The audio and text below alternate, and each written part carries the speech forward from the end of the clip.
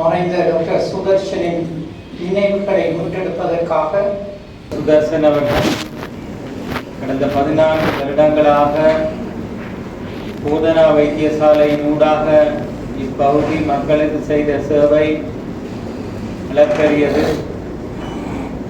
அது மாத்திரமல்ல, அவரோடு இணைந்த வைத்திய நிபுணர்கள், வைத்தியர்கள், ஏனைய உத்தியோகத்தர்கள் ஊடாக இங்கே ஒரு சேவை செய்யும் கலாச்சாரத்தை கட்டி எழுப்புவதற்கும் முன்னின்றவர்.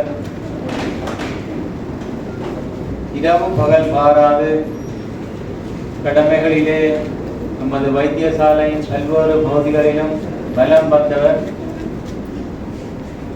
எப்போதும் எல்லா உத்தியோகத்தர்களோடும் ஒரு மெல்லிய சிரிப்பு, அவர்களுடைய குறைகளை கேட்டு அறிந்து கொள்ளுதல், தக்க பதில்களை வழங்குதல், இவற்றின் ஊடாக ஒரு சிறப்பான கலாச்சாரத்தை கட்டியெழுப்பதற்கு அவர்கள் நேரடியாகவும் மறைமுகமாகவும் பல்லாயிரக்கணக்கானவர்கள் இன்று பயன்பெற்றிருக்கின்றார்கள். அவ்வாறான ஒருவரை இந்த வைத்தியசாலை 14 வருடங்களாக கொண்டிருந்தது பெருமைக்குரியது.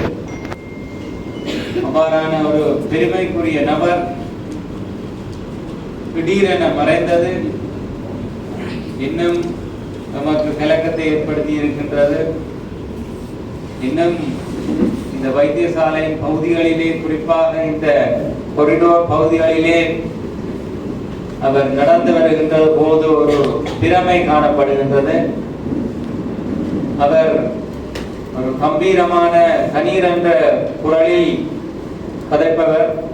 ஆக்களோடு உரையாடுவது மாத்திரமல்ல, எந்த கூட்டங்கள் எந்த நிகழ்வாக இருந்தாலும் மிகவும் தெளிவாகவும் கச்சிதமாகவும் கதைத்தது என்றும் நமக்கு கேட்ட வண்ணமே இருக்கின்றன. ஆகவே அவ்வாறான ஒருவரை இந்த வைத்தியசாலை இழந்திருக்கின்றது. இருப்பினும் அவர் கற்றுத்தந்த பாடங்கள், விட்டு சென்ற நடைமுறைகள் அவை எமக்கு மேலும் வலுவூட்டும். குறிப்பாக இந்த ஒரு வார கால பகுதியிலே வடக்கின் சுகாதாரத்துறையின் பெருமையை பேசுகின்ற ஒரு வாரமாக அமைந்துவிட்டது. தன்னை ஆகுதியாக்கி டாக்டர் சுதர்சன் இந்த வைத்திய சேவையை சிறப்பாக செய்வதையே நாங்கள் இந்த ஒரு வார காலமும் பல்வேறு சமூக வலைத்தளங்களின் ஊடாக அவரை போற்றி கவிதை பாடி கட்டுரை எழுதி அவருடைய ஆத்மாவுக்காக பல்லாயிரக்கணக்கானவர்கள் இறைவனை வேண்டி இருக்கின்றார்கள். ஆகவே அவர்களுடைய இழப்பு குடும்பத்துக்கு மாத்திரமல்ல, இந்த வைத்தியசாலைக்கு மாத்திரமல்ல, வடபகுதிக்கு மாத்திரமல்ல, இந்த மருத்துவ உலகுக்கு பெரும் இழப்பாக கருதப்படுகின்றது.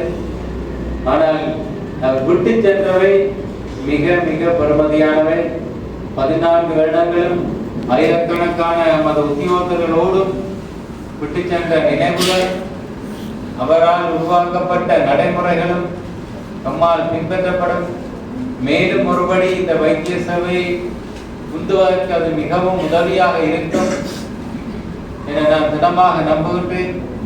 ஆகவே அவ்வாறான ஒரு பெரியவர் நம்மை விட்டு பிரிந்ததை நாங்கள் இன்னும் ஏற்றுக்கொள்ளாத மனநிலையில் இருந்தாலும் இறைவன் சன்னிதானத்தில் அவருடைய ஆத்மா சாந்தி அடைந்து அவருடைய எண்ணங்கள், கனவுகள் மேலும் வலுவடைய செய்வதாக நாங்கள் நமது மனதில் நிலைநிறுத்தி தொடர்ச்சியாக நமது வைத்திய சேவையை மேம்படுத்துவோம் என கூறி மீண்டும் ஆத்மா சாந்தி அடைய இறைவனை பிரார்த்திக்கின்றேன்.